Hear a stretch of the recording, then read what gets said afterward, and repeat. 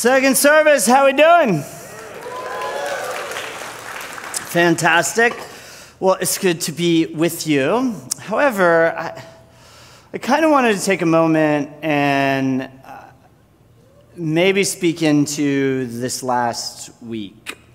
It's a heavy week, and there's a word that kept popping up for me as I thought about tragedy down in Houston, and people asking me questions like, what's the sort of Christian response to that?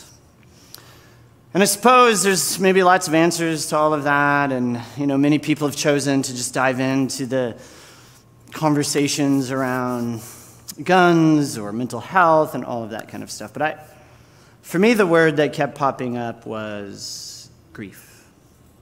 Grief. So here's the thing about grief. It's actually the toughest pain that we have to deal with. And it's not the worst part of human experience, because at the end, grief does lead to resolution, but it's the most difficult because we have to choose to enter into it. Right? The rest of the human experience just happens to us, right? Hurt, injury, anxiety, loneliness, failure. It all just sort of like breaks through or breaks into our life, and then we suffer. But grief doesn't break in or break through into our lives. It's actually something that we have to intentionally, on purpose, enter into. We have to decide to grieve. It's why, if you've ever gone to therapy after a loss, your therapist most certainly has talked to you about grieving and the grief process, because you have to choose to do that. And you should. You should choose to do that, right? Because grief helps us process some of the tragedy and suffering that we experience in our lives. Grief is the place we actually find comfort. Grief is the thing that can change things when they've gone horribly wrong. And grief, I think, is what Jesus ultimately invites us into, because it's the process by which we can move forward. Excuse me. It's the process by which we can move forward and see hope on the other side. It's not so much about maybe getting over it or letting go, though I think you could use those words. But I think for Jesus, the invitation for us to enter into a space of grief is about being able to see a tomorrow. Jesus very clearly says, blessed are those who mourn, who enter into, on purpose, grief. We're told to mourn with those who mourn. Enter into a space of grief with others that are grieving. Feel that. Don't be picky about your empathy, but to find people in spaces where there is grief and enter into that with them. That we in fact let grief come. Again, I think there's lots of ways to respond. For me, what's been helpful is to just let grief come and do my best to enter into that space with those that are grieving, that I would mourn with those that mourn. We so avoid, we so find other reasons to busy ourselves, and we just move on and we do all of those things, and because we don't like pain, we don't like to suffer, we don't like to sit in that space. But what's the Christian response? I think it's to grieve. That's what I think. It's why I don't care for, I don't know if you've seen on social media, people, pray, for Texas. And then people responding, forget your, thoughts and prayers, we hate you, whatever. I think for a Christian, though, I think prayer is directly connected to grief. Like, I think that's how we sort of like, we offer up some of these weird, like we don't know, we don't have words to put them kind of emotions. That's how we sort of begin the process of mourning with those that mourn. We sort of just are crying out to God saying, I don't really know what to do with all of this. So we just let grief come. Someone this week that put something on their Instagram that I helped me enter that space. I just thought, I'm not going to give it all to you, and I've changed what I am going to give to you, but it's not necessarily from me. And this woman, she just wrote these words. So talking about sort of entering into the space of grief. For these kids, moms, dads, teachers, siblings. They ate breakfast, they hung backpacks, they drew pictures. In their classrooms, they thought they were safe. Please don't move on. Cry and shout to the heavens. Groan and ache for these children. Hope and pray for better. I think that's how we enter in. We choose to walk a mile in somebody else's shoes. Again, there's other ways to look at it. But I did want to just start today and open up that space. I just always want neighborhood to be a place where we can talk about anything and everything and not be sort of tone deaf to the culture. And so I wanted to talk about that, but also to say, remember, grief is the channel by which we can begin to see something new, a tomorrow. Maybe it's not the tomorrow we thought it was going to be, but it is a tomorrow, that it's not hopeless, that there is hope. And I think that's maybe also why I love this time of year. I love graduation season. Like, I love it. Like, I love going to graduation parties, mostly because there's a lot of taco trucks involved. But no, I love it because it's hopeful, is it not? It's hopeful. When kids graduate and they're moving on, and I love being a part of a neighborhood that just cares about the next generation. Like, we want to do whatever we can as a collective to help the next generation thrive and do something incredible and amazing and beautiful in this world in the name of Jesus and all of that, right? I just love it. And I love that, that you heard in the video, neighborhood degree and 13 graduates, and they're all going to college, and you all gave like $11,000, and we got them laptops. I mean, it's just like awesome. I love being a part of this place. It gives me so much hope when I think about what you all continue to do. I mean, it's just incredible. In fact, what we didn't show that I actually kind of want to show, and I got yelled at by everybody after because I just spent too much time talking about grief and showing these videos, but I told them all to shut up. And so I want to show you a video because we actually made a video of some of our neighborhood degree students thanking you for supporting them. Take a look.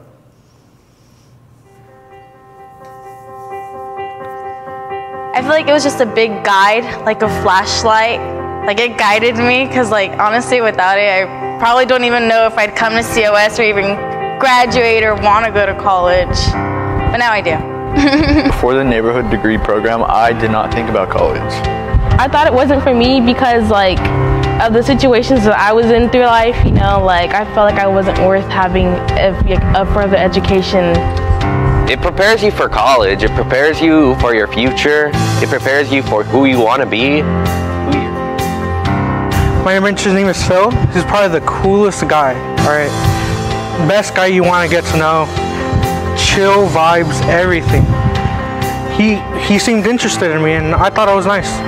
It's just amazing that people people take their time out of the day to help us. Most adults in my life have either, pushed me away, put me down, or just ignored me all in general. She was really close to me, and I'm happy that I met her because, without her, I think I would have given up a long time ago. So. I'm going straight to a 4-year college. I'm going to Vanguard University. I want to get my doctorate in psychology. I want to be a nurse so I can help people that don't have family or friends close to them, and just let them know that God's here for them. Thank you for helping me expand my education and know that I'm worth it. You don't have to do this, but you took time out of your life. You spent something else, spent on your family, friends. and anything else, but you chose to spend it here. So thank you. But yeah, you guys are the best. The best.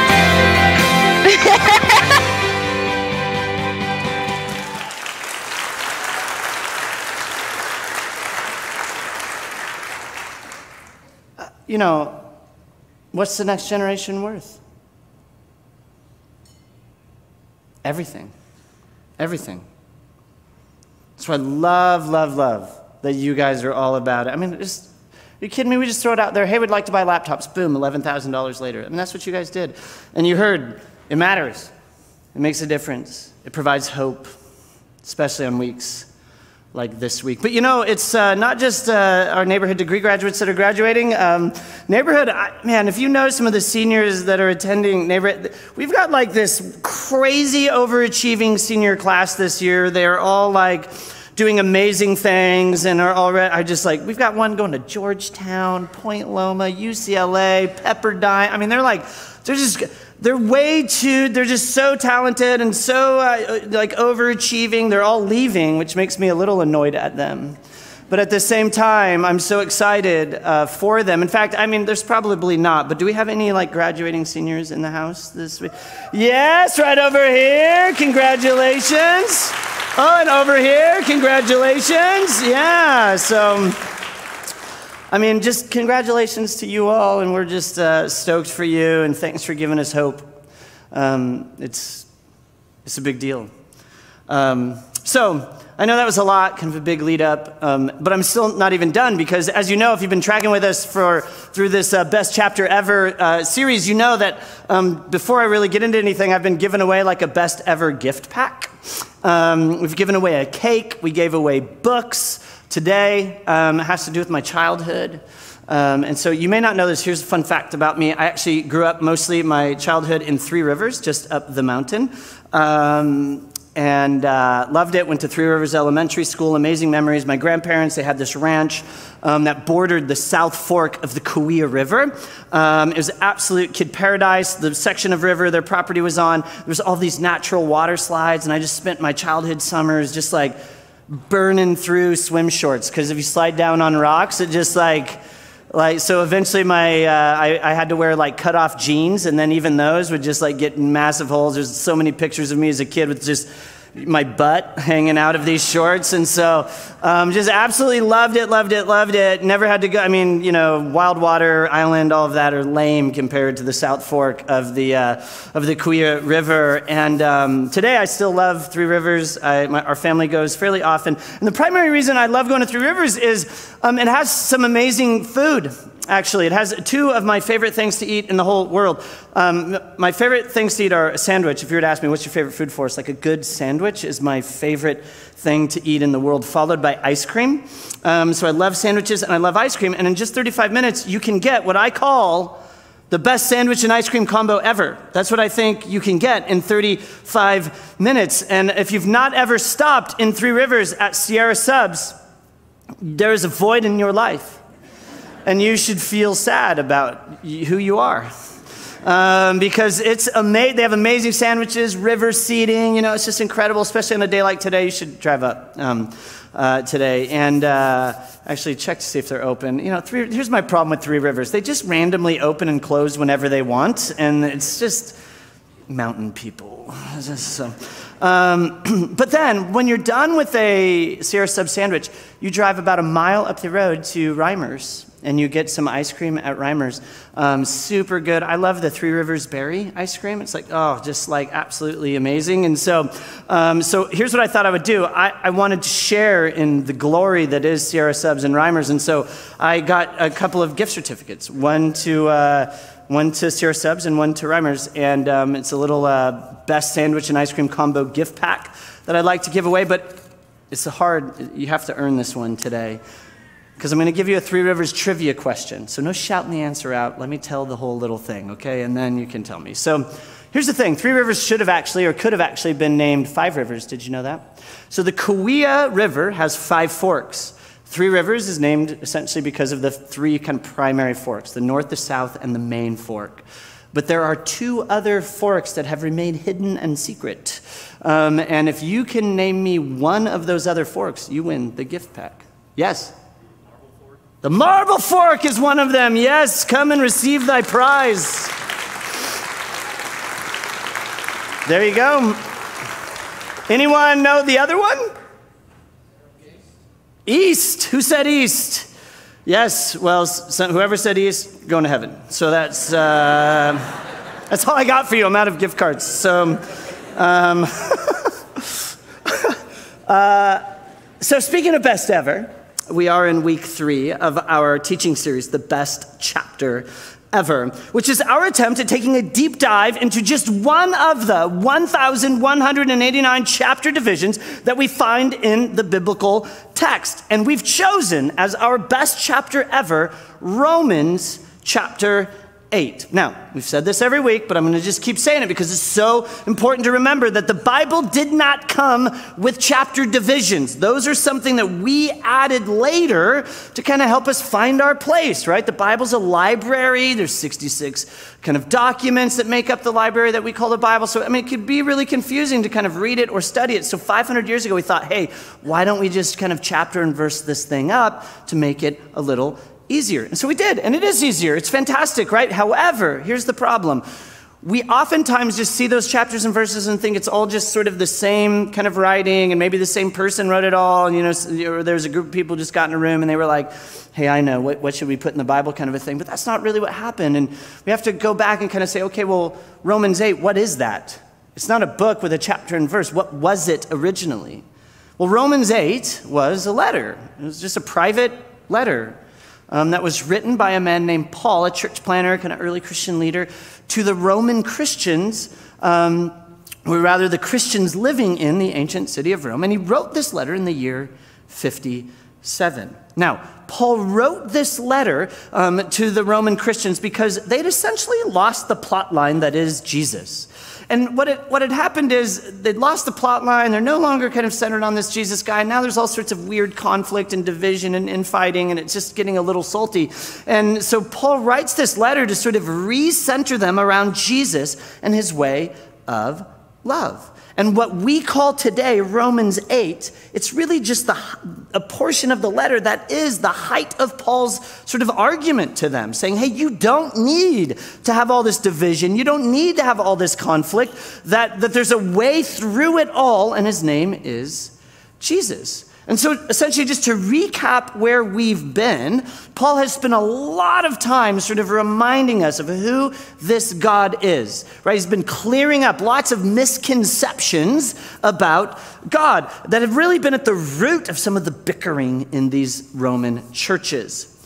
Because the Roman churches, I think, much like you and I, it's pretty easy sometimes to sort of get distracted and sort of get wrapped up in things that we think are true of God that are in fact not true, but we start to believe them, and then it begins to like shape weird narratives in our lives, and it has consequences. And I mean, conflict is just one of the many consequences that can come from having some misconceptions about God, right? So I think Paul's writing Romans 8 in many ways to clear up the many misconceptions that we can have of God. And I just want to give you just a few today, just so we can kind of be on the same page.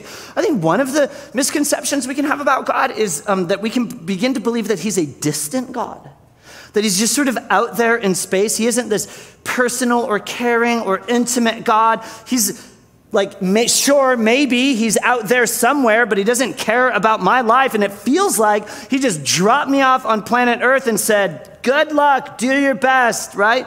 And so God can start to feel really distant and detached and all of that. And so that kind of God isn't really a God that inspires much, because it feels like he left us all alone. Another misconception that we can have of God is that he's demanding. And I think it's really easy to believe that about this God, right? Because it's like follow the rules or else kind of a thing, right? Here's this list of arbitrary rules of do's and don'ts, and they're not only are they seem arbitrary, they're also like ancient, so there's not really like a, apples to apples equation for like 2022 kind of a thing, and it's like God's this God who's like, you either follow them or else you're going to get a lightning bolt or hell or whatever, right? And so it's really tough. And sometimes we can just begin to see this God as this demanding sort of tyrant up in the heavens, sort of saying, you better shape up or else. But other times, it's not that God's distant or even demanding. It's just that he's a deadbeat. If you've ever read the Bible, there's some really cool things said about this God, or that this God says about you and I. Amazing promises, in fact. Right? The Bible's full of these really cool promises. But sometimes, we look around the world, and maybe we even look at what's happened over the last week, and it seems like God doesn't care. And it seems like he's not really fulfilling his promises. And he's kind of an absent father. He's a deadbeat, right? Or, and maybe this is another one, he's distant, he's demanding, he's deadbeat, but this might be the worst of all. He's dangerous. He's a dangerous God.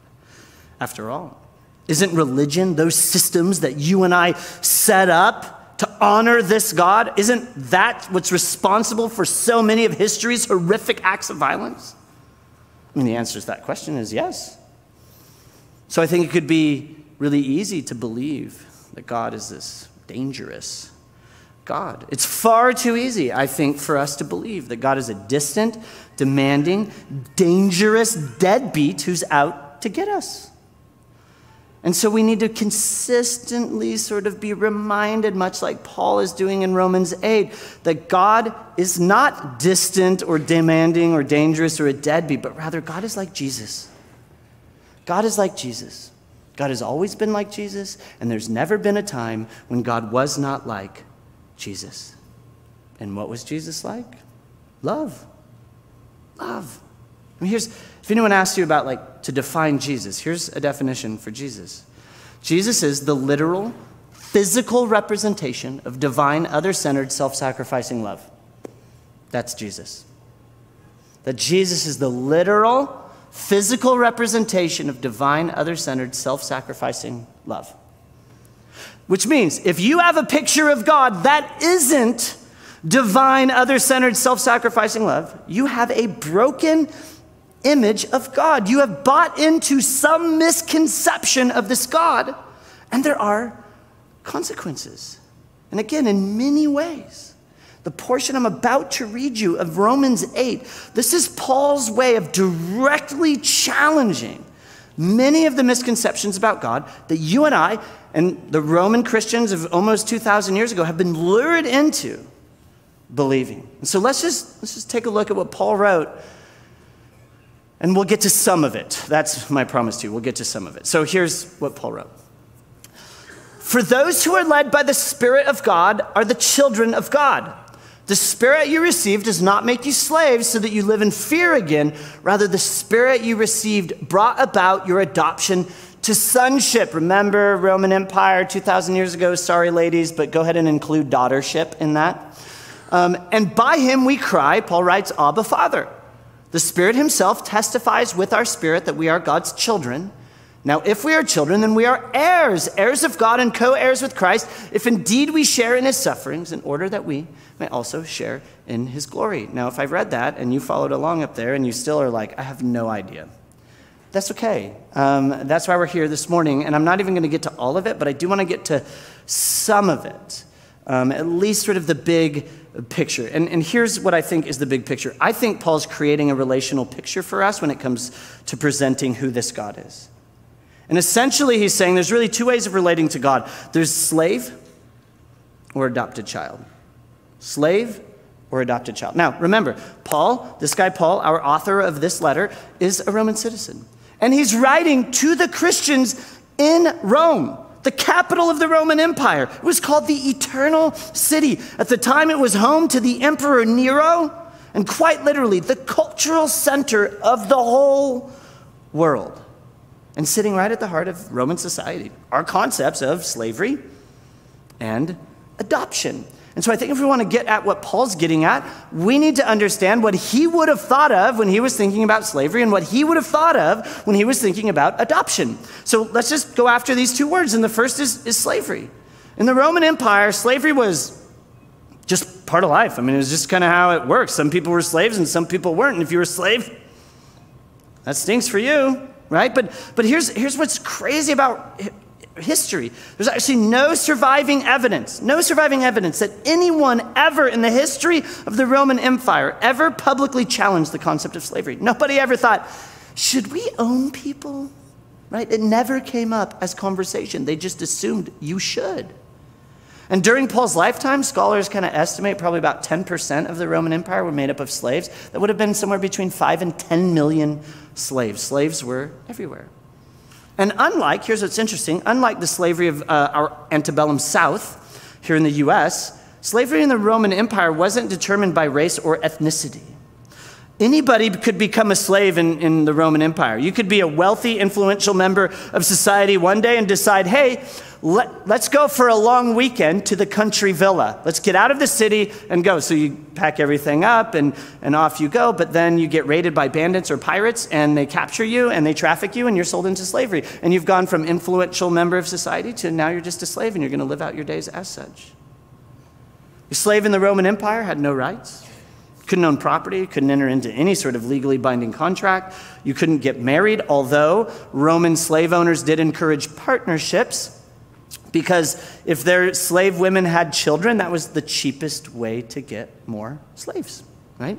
So they did encourage that. In fact, Romans saw slaves as already dead. They talked about them as the living dead, which meant because they were already dead, you could treat them however you wanted. So there were no laws or rules putting limits on how you could treat a slave. From surviving ancient documents, we know that slaves weren't even considered employees of a household or business. They were put along with shovels and hammers and things like that. They were tools or equipment. That's how they were listed. Some slave owners, to deal with difficult or misbehaving slaves, would have a collar fitted for them. I think we actually have a picture of one. And it would never have a slave's name. Again, he's just the walking or living dead. What it would have is the name of the owner and how to return the slave back to them. Maybe we could sum up slavery this way. If you were a slave in the Roman Empire, you were dependent on a master. You had no identity. You were already dead based on your productivity. So again, no identity. Your place in a household was temporary. You were vulnerable. You could be thrown out or killed or whatever later if your master just was feeling a little cranky that day. And you shared in the labor. You had to do the work, but you did not share in the wealth. And Paul, I think, is just making the argument. Slavery is one way that we could go about viewing this relationship with God. That God's a slave master and your worth and identity and your future and all of that, they're based on your productivity, you getting it right, you jumping through the religious hoops, or maybe all of it's just based on the whims of this moody, capricious deity who's looking to catch you doing something wrong so he can punish you. Right? I mean, this is, I think, what Paul's getting at. But then he gives us this alternative. And essentially he says, well, maybe God's not a slave master. He might actually be an adoptive father. Now, like slavery, adoption was actually a really big deal in the Roman Empire of Paul's day. In fact, the Roman custom of adoption made these children full heirs of the adopted father's estate. Oftentimes, the adopted child would be put in a higher place than even biological children. In fact, the current Roman ruler of the day, Paul's day, Nero, he became emperor because he was adopted by the former emperor. And he became emperor above all the other children in the family, right? Adoption was a status bestowed on you. You had no right to earn it or anything like that. It was just something that was given to you because of the father's decision. Paul saw adoption much like this concept of grace, right? Adoption was an act of grace that God's just simply granting you and I, and all you have to do is receive it or not. Maybe to sum up adoption the way we summed up slavery, in slavery, you're dependent on a master, but in adoption, you're dependent on a parent. In slavery, you had no identity, right? You were just what you did. No, but in adoption, your identity is based on relationship and a new name. In slavery, you weren't a permanent member of anything. It was all temporary. You were vulnerable. But in adoption, you're a permanent member of the household, and you share a future with the entire family. In slavery, you shared in the labor, but not the wealth. But in adoption, you share in the wealth. But yes, there's still chores to do, right? Of course. I think Paul's painting this picture, right? This couple of sentences. He's saying, listen, I need you all to understand that the story of God is a story of this God finding people that are not his people and adopting them as his own children. In fact, the early Christians actually grabbed onto this concept. So another crazy thing about the Romans, they practiced what was called exposure. So if you didn't want your child, you could just like leave it in the woods to die of, the elements or wild animals or whatever. And it happened a lot. In fact, there's surviving letters of like soldiers writing to pregnant wives, essentially saying, hey, look, I hope everything's going well with you, but hey, if you have a daughter, just expose it, but if you have a son, go ahead and keep it. Right? I mean, there's just a pretty normal practice, much like slavery. But the early Christians, once they kind of encountered this Jesus and his way of love, they thought, I think exposing children is bad, right? And so they would go to the places where kids were often left, and they would adopt them. They would go find children that were not their own and adopt them and make them their own children. Have you seen Annie? You know the story, the movie, the musical, Annie? Yes, I hope. If you don't, you know what you're going to do this Memorial Day weekend, because you got real problems. But Annie is the story, right, of this orphan growing up during the Great Depression, and ultimately she's adopted by this billionaire, Oliver Warbucks. You've maybe even heard the phrase Daddy Warbucks or whatever, right? Right, so Paul's painting a picture for us in this like adoption, child of God thing. I think this cosmic version of Annie, right? And yes, God is not like Daddy Warbucks. He's not like an industrial war profiteer, so that's where this breaks down. But Paul's point remains. You and I have gone from orphan, and let's put it in spiritual terms, like we've gone from spiritually destitute in a state of slavery to now being co-enthroned with the risen and exalted Lord of the universe. It's far better than rags to riches story. We've gone from a state of like wretchedness, bondage, to royal status. We're princes and princes of our heavenly Father. So I think sometimes like, if you're a Jesus person or not, Bible person or not, you've probably at least kind of get the concept of like God's judgment. And I think sometimes we have this picture of like a courtroom and God's the judge and he's kind of elevated above everybody else and he's like gavel in hand and, on one hand he's got like the list of all the bad things you've done and on the other hand he's got this list of all the good things you've done and you're just like hoping and praying that the good stuff outweighs the bad stuff so you get to go to heaven and not hell. And I think Paul's like, that's the dumbest thing ever. God's courtroom is not a courtroom to sentence people. God's courtroom is an adoption court where he declares you a member of his family and a child of God. One of the coolest moments I've actually had 15 years at Neighborhood Church. Last year, actually, one of the families that attends, they adopted a lot of children out of foster care. And I've gotten to know them over the years. And last year, the adoptions of 2 of their children were made final. And the 2 kids invited me to be present on their court date. And I was like so honored, right? I was just like, oh my gosh, absolutely, I will be there. And so I had the privilege of sitting in the back of the courtroom and hearing the judge move these children's status from temporary to permanent. They were no longer foster children. They were given a new name. They were no longer a vulnerable part of a system. They were official members of a family. And in a moment, their identity shifted. And even though they were small children, it's like you just see that meant like everything to them. Like they were so proud. They had this new name, and it like meant something. Their new status, it like shifted something in their hearts and in their minds.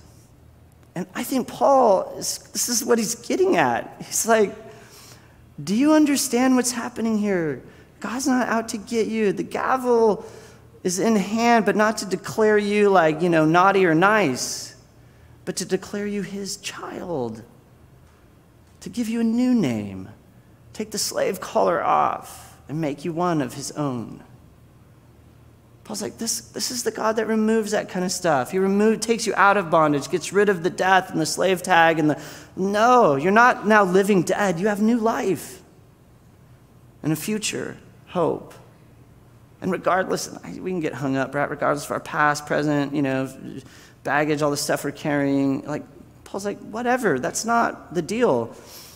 The deal is, yes, you do go into God's courtroom, but it's an adoption court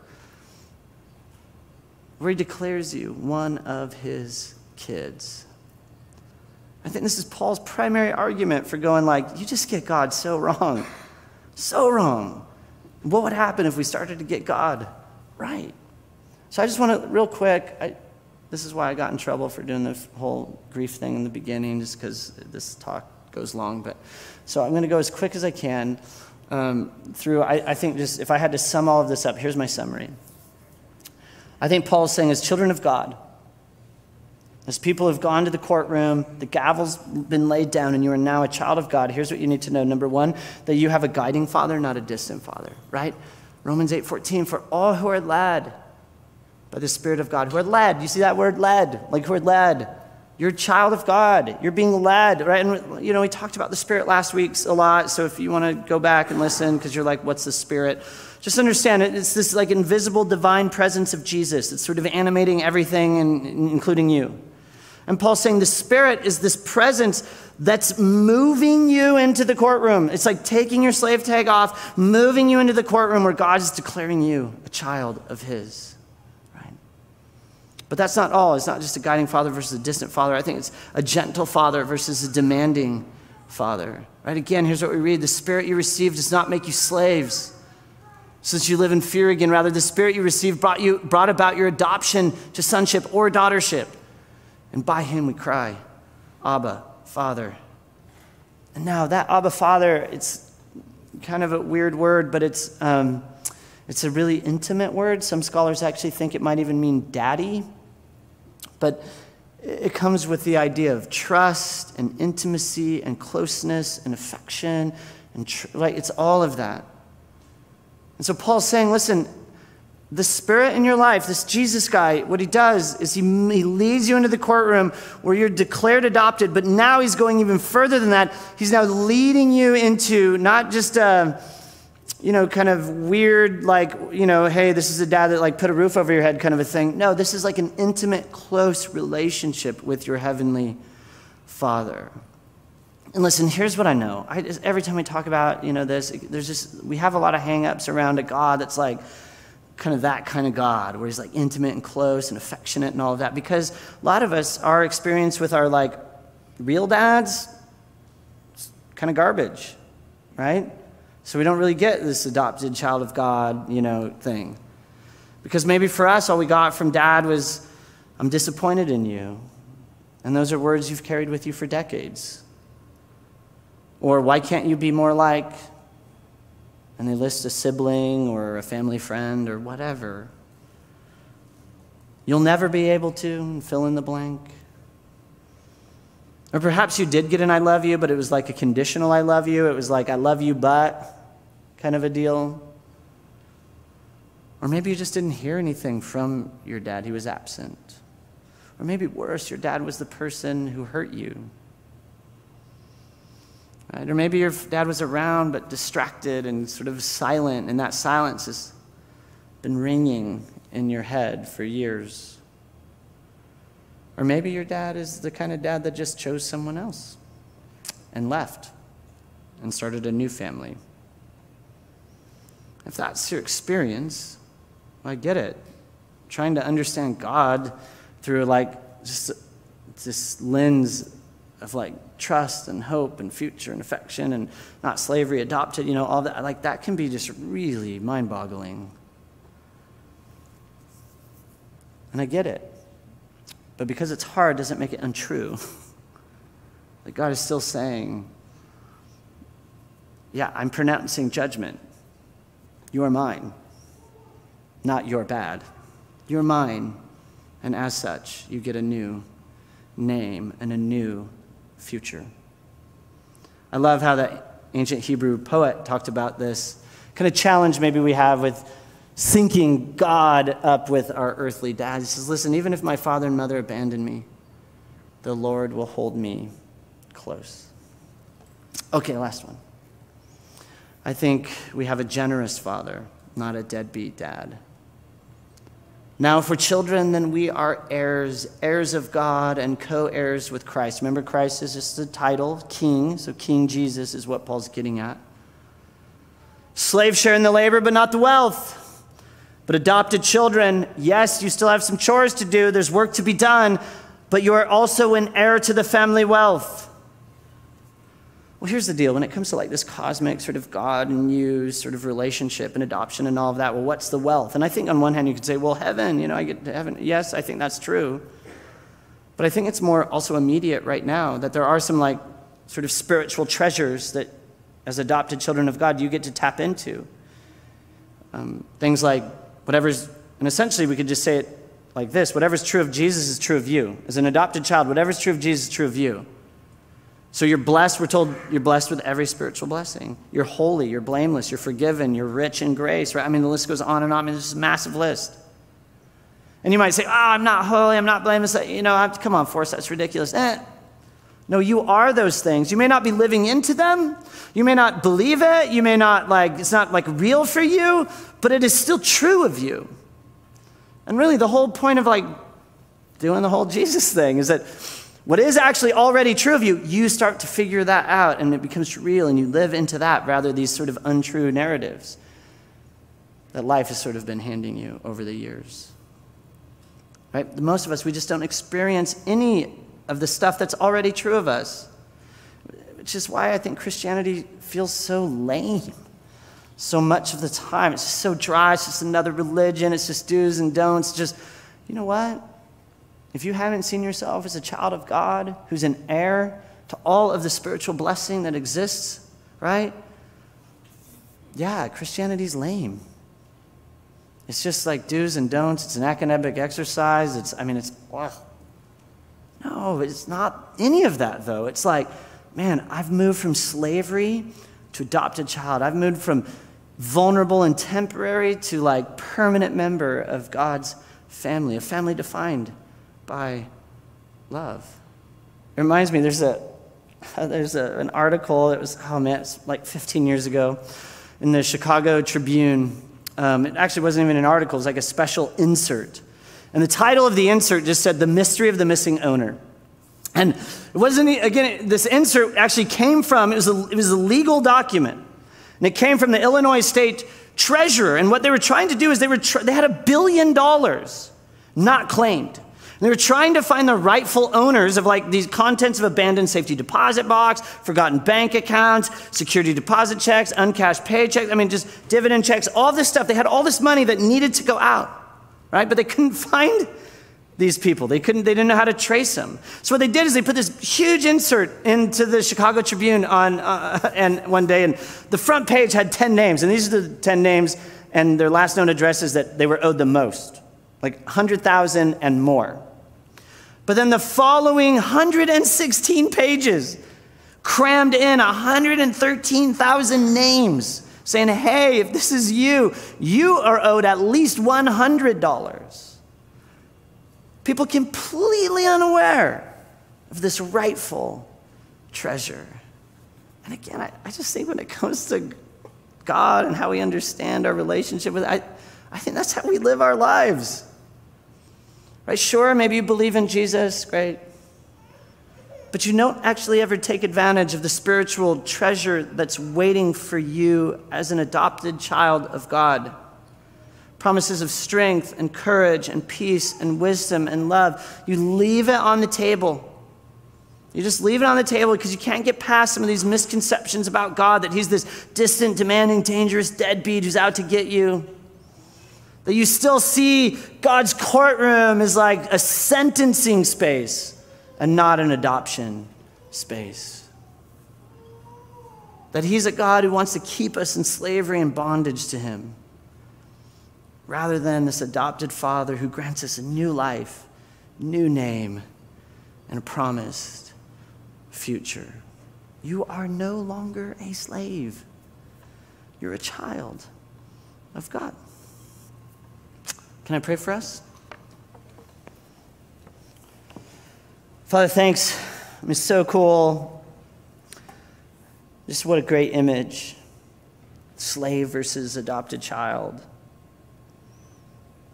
We're so thankful that you're not a slave master, but you're not this distant, demanding kind of psychopath. But you're a loving, caring, close parent who gives us your name, your wealth, a future. And help us to learn how to live into that. That could be a game changer. Jesus, we love you, and it's in your name we pray. Amen. Hey, thanks, guys.